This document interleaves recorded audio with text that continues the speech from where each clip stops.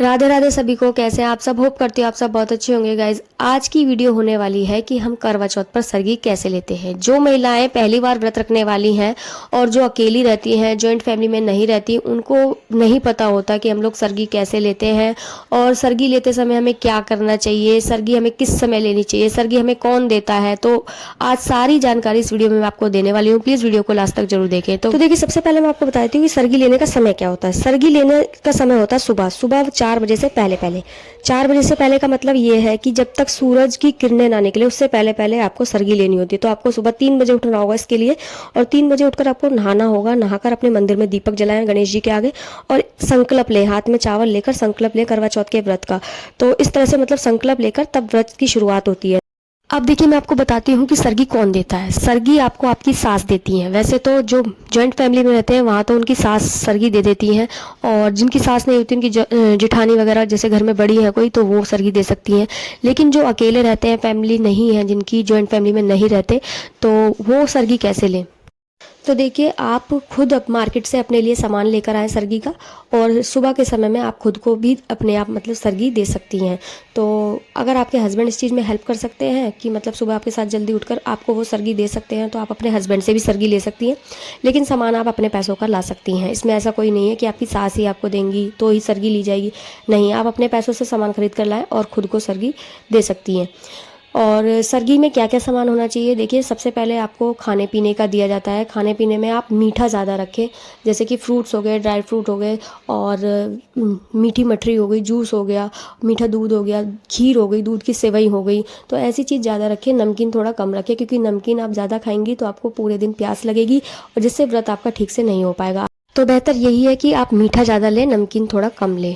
और देखिए, श्रृंगार का सामान लेकर आएँ थोड़ा बहुत अपने लिए। तो श्रृंगार का सामान भी आपको कोरा श्रृंगार का सामान खरीद कर लाना है, और वो ही आपको सुबह लेना है अपने हाथों से।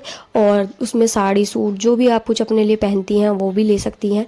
तो ये सब सामान आपको सरगी में मतलब लेना है अपने लिए, और सास मतलब यही सामान देती हैं सरगी में। तो इस तरह से सरगी दी जाती है। तो देखिए, अगर आपका सरगी का सामान आपके पति आपको देते हैं तो आप उनके पैर छूकर तब सरगी लीजिए। अगर आपके पति नहीं दे रहे आपको, तो आप सरगी का जितना भी सामान है उसे माथे लगाकर तब सरगी लें। उसके बाद ही मतलब कुछ खाए पिए। और मैं आपको एक बात और बता देती हूँ कि जैसे आप पहली बार व्रत कर रही हैं और कोई नहीं है आपके पास, जैसा कि मैंने आपको बता दिया कि सरगी आपको खुद लेनी है, तो शुरुआत आप ही कर रही हैं व्रत की। तो मेरा कहने का मतलब ये है, अगर आप पहली बार सरगी से करवा चौथ के व्रत की शुरुआत कर रही हैं तो आप आगे भी सरगी से ही मतलब व्रत कर सकती हैं।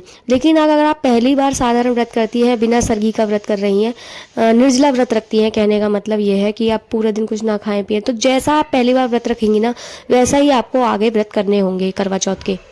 तो देखिए, मेरा कहना बस इतना ही है कि अगर आप पहली बार सरगी से व्रत करेंगी तो ज़्यादा अच्छा होगा, क्योंकि देखिए, आगे आगे चल के उम्र के हिसाब से मतलब बहुत सारी बीमारी और दिक्कतें चलती रहती हैं हर एक इंसान के साथ।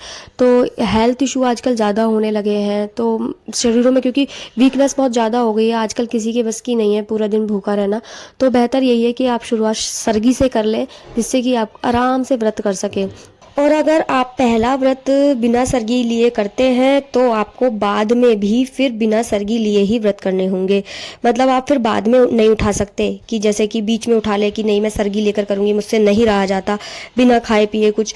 और ये भी मैं आपको बता देती हूँ, ये खाना पीना आपका एक दिन का पहला माना जाएगा। मतलब 4 बजे से पहले पहले सरगी ली जाती है, तो ये उस दिन में नहीं ऐड होगा। जिस दिन करवा चौथ का व्रत है उस दिन में ऐड नहीं होगा, क्योंकि 4 बजे के बाद अगला दिन लगता है। तो इसलिए 4 बजे से पहले आप सरगी ले लें, और फिर सरगी लेने के बाद आप सो सकते हैं आराम से। फिर आप आराम से उठे, फिर अपने घर के काम वाम निपटाए, फिर आगे का व्रत कंटिन्यू करें जैसा होता है।